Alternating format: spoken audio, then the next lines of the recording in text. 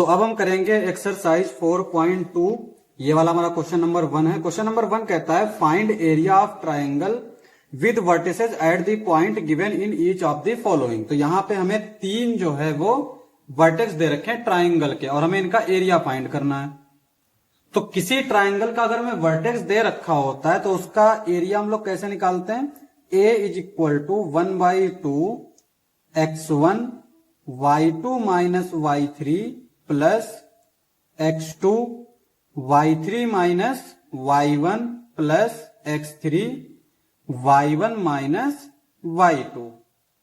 इस तरह से निकालते थे। इसी को जब हम डिटर्मिनेंट फॉर्म में लिखते हैं तो हमारा जो फार्मूला हो जाता है वो ये हो जाता है delta is equal to 1/2 determinant x1 y1 x2 y2 x3 y3 और यहां 1 1 1। तो ये जो है हमारा डिटर्मिनेंट फॉर्म है इस ट्राइंगल के एरिया का। अब यहां पे ये हमारा दे रखा है x1 y1 x2 y2 x3 y3। तो हम इसको इसमें रखेंगे और हम ट्राइंगल का एरिया फाइंड कर लेंगे।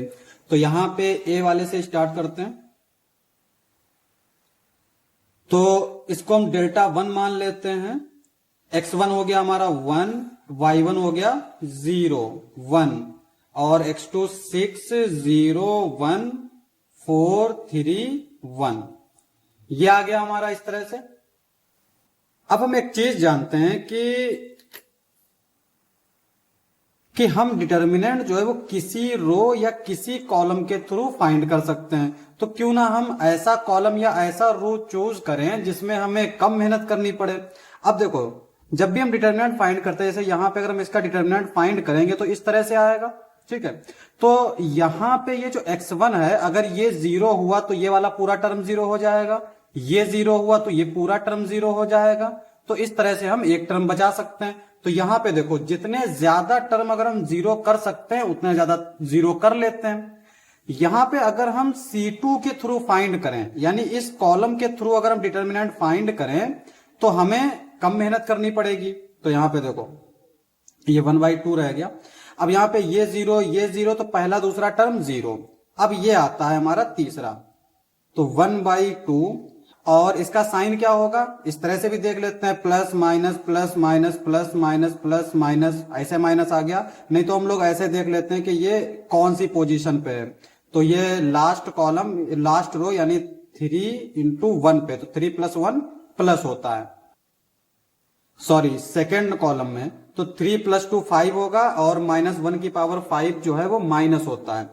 तो यहां पे ये जो आएगा ना, ये पहला टर्म अगर हम इसको देखें तो 0 × जो भी हो प्लस 0 × जो भी हो माइनस 3 × इस कॉलम को इस रो को स्किप करेंगे तो क्या बचेगा 1 1 6 1। 1 को इस 1 से मल्टीप्लाई करेंगे 1 -6 × 1 -6, ये आ जाएगा। अब सिंप्लीफाई कर लेते हैं 1/2, ये -3 है तो यहां पे अंदर क्या बचेगा, ये माइनस का 5 बचेगा, माइनस माइनस प्लस 5 3 = 15।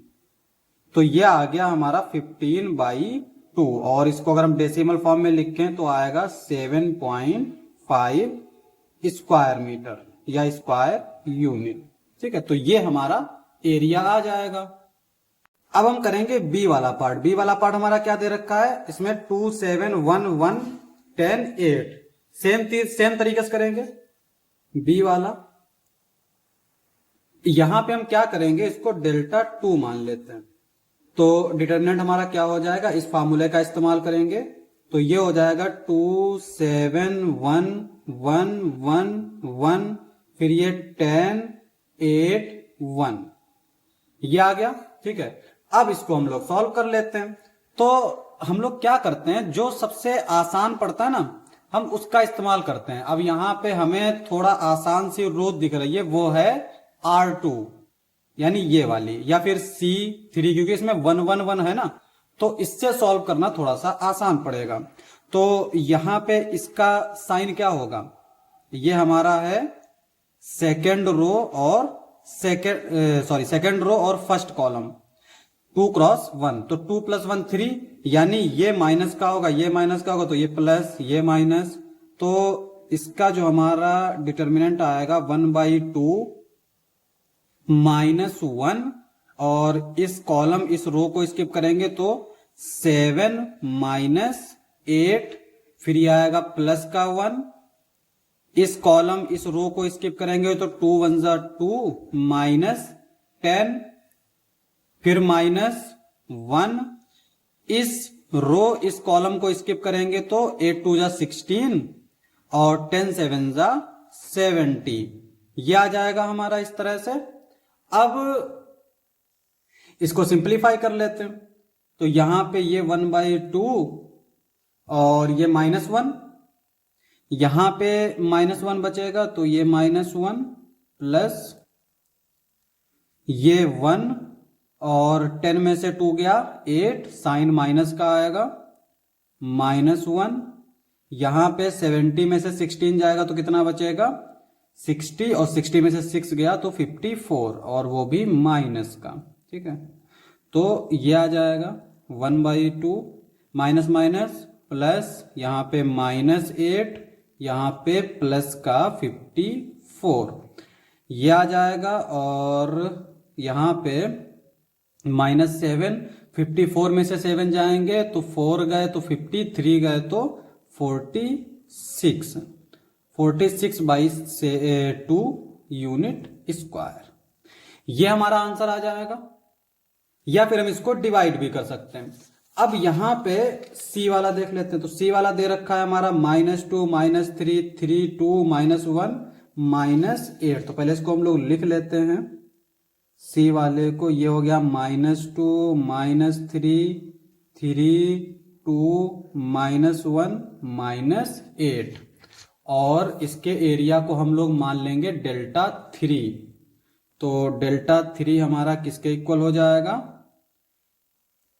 यहां पे -2 -3 3 2 -1 -8, फिर 1 1 1, ये आ जाएगा हमारा। ठीक है, अब इसमें हम एरिया जो है वो किसी भी कॉलम के थ्रू फाइंड कर लेते हैं। जैसे हम लोग इसका C1 के थ्रू ही फाइंड कर लेते हैं, तो ये क्या हो जाएगा हमारा, देखो ये रहेगा प्लस माइनस प्लस, इस तरह से,